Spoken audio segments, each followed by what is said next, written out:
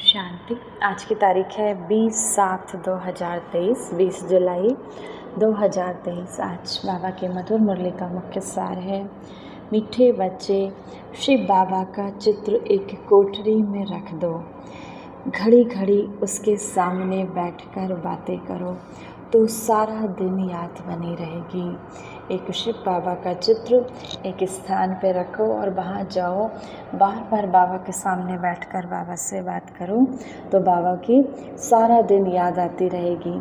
प्रश्न है आज की मुरली से, नया और अनोखा प्यार कौन सा है जिसकी अनुभूति केवल संगम पर ही होती है? उत्तर, विचित्र बाबा के साथ प्यार करना, यह है नया प्यार। तुम जानते हो निराकार विचित्र शिव बाबा इस साकार में आए हुए हैं, इस साकार ब्रह्मा बाबा के तन में आए हुए हैं। हम उनके सामने बैठे हैं, हमें संगम पर डायरेक्ट ईश्वर का प्यार मिलता है। कलयुग के अंत और सतयुग के आदि का जो ये समय चल रहा है, इस संगम पर परमात्मा शिव बाबा ब्रह्मा बाबा के शरीर में आए हैं और हमें इस संगम पर डायरेक्ट ईश्वर का प्यार मिल रहा है, क्योंकि हमने बाबा को पहचाना, शिव बाबा को पहचाना। यह है नया और अनोखा प्यार। सारा कल्प देहधारियों से प्यार किया। अभी तक हमने क्या किया? देह धारण करने वालों से, देहधारियों से प्यार किया। अब उस विदेही निराकारी एक ओंकार, क्या क्या उसके नाम रखे हैं, स्टार का स्वरूप है परमात्मा शिव बाबा का। तो ऐसे निराकारी विदेही विचित्र परमात्मा शिव बाबा से हमें प्यार करना है। कैसे करेंगे? जब मैं अपने आप को समझूंगी कि मैं एक आत्मा हूँ, प्रकृति के मध्य चमकती हुई मैं एक आत्मा हूँ। ऐसा प्यार संगम पर ही होता है। गीत है आज की मुरली से, कौन आया मेरे मन के द्वारे। गाना के लिए मुख्य सार है, पहली पॉइंट, सभी के याद को समेट, बुद्धि योग सभी से तोड़ के शिव बाबा की याद में रहना है।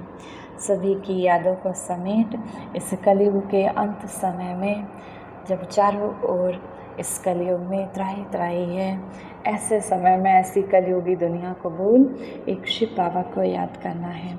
शिव बाबा की कोठरी बनाए उनकी अव्यभिचारी याद में बैठ जाना है। एक शिव बाबा का चित्र रखना है एक स्थान पर और उनकी अव्यभिचारी याद में बैठ जाना है। दूसरी बातें, अपनी आप से मीठी मीठी बातें करनी है कि हम पहले कितने सुंदर गोरे थे, जब सतयुग में थे तो कितने सुंदर, कितने पावन थे, 16 कला संपन्न थे, फिर 84 जन्म लिए, अब खुशी से वापस जाते हैं।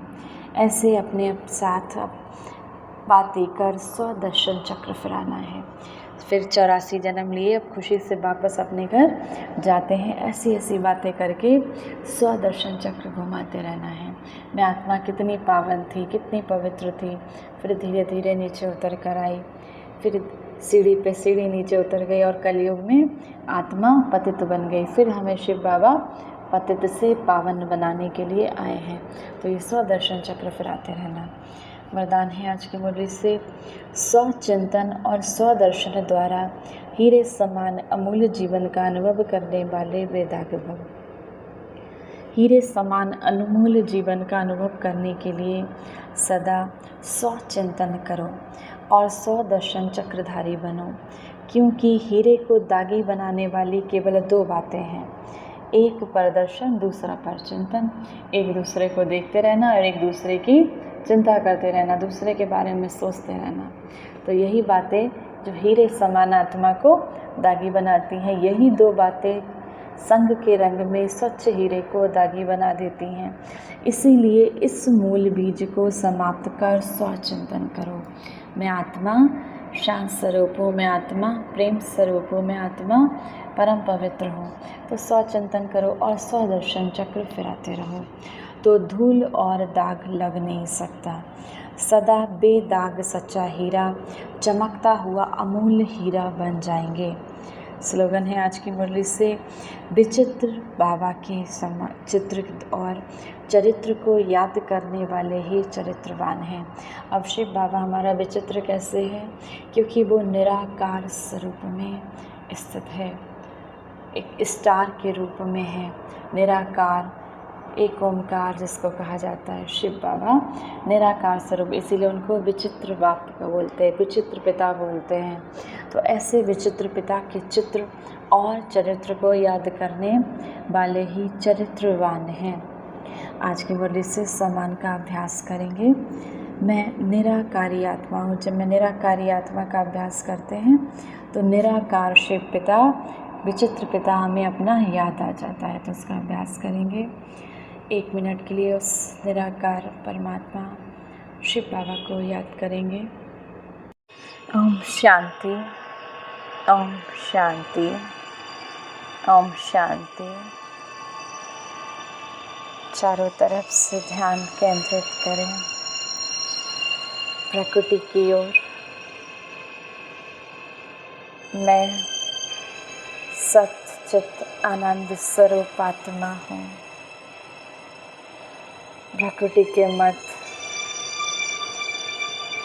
चमकती हुई मैं एक चैतन्य दीपक हूँ। इस संसार को प्रकाशित करने वाली मैं आत्मा